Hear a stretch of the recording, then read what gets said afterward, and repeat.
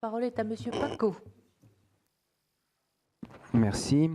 Mon général, je tenterai, comme le président Cambon nous y a invités, à condenser, être précis et concis. Merci pour votre présentation de l'architecture du SNU, donc phase de cohésion, phase d'engagement. Ma question porte sur la question de la phase d'engagement. Vous avez parlé d'association.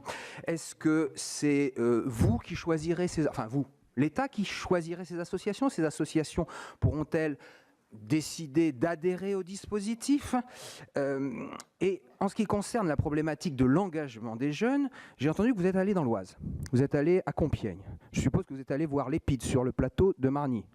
Je ne pense pas que vous ayez rencontré les responsables du conseil départemental. Nous avons mis en place dans l'Oise une contribution citoyenne qui est liée au passage du permis de conduire. Le principe est très simple, les jeunes touchent 600 €, mais ils doivent effectuer 70 heures de contribution citoyenne au service soit d'une association, soit d'une municipalité. C'est vraiment du sur-mesure. Et l'intérêt dans ce dispositif, c'est que les jeunes choisissent l'association à laquelle ils vont apporter leur contribution citoyenne. Ça a été mis en place en 2015. Nous avons aujourd'hui plus de 1000 partenaires, 500 communes, 700 associations. Alors les associations, elles peuvent être caritatives, sportives ou autres. Et l'intérêt, c'est vraiment donc que c'est du sur-mesure.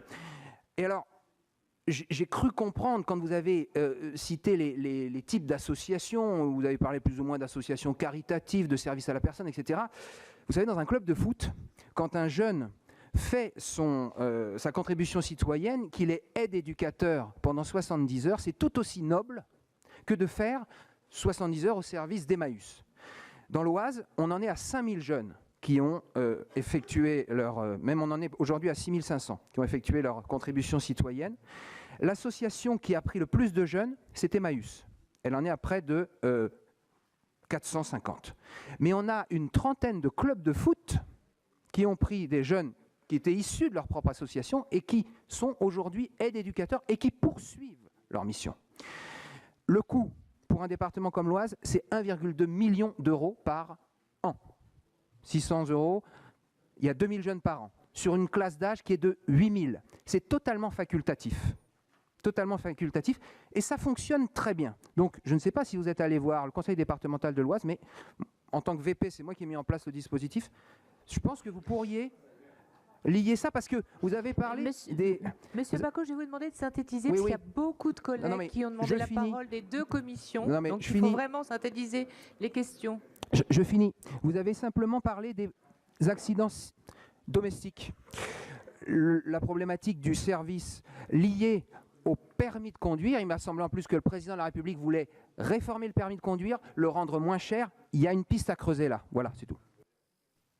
On m'a posé la question sur quelle gestion, quel projet.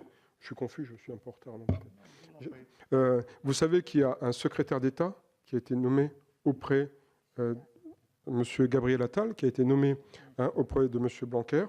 Et s'agissant du rapporteur que je suis et du groupe de travail au nom duquel je m'exprime, pour nous, c'était une satisfaction parce que c'était une des préconisations qu'on faisait.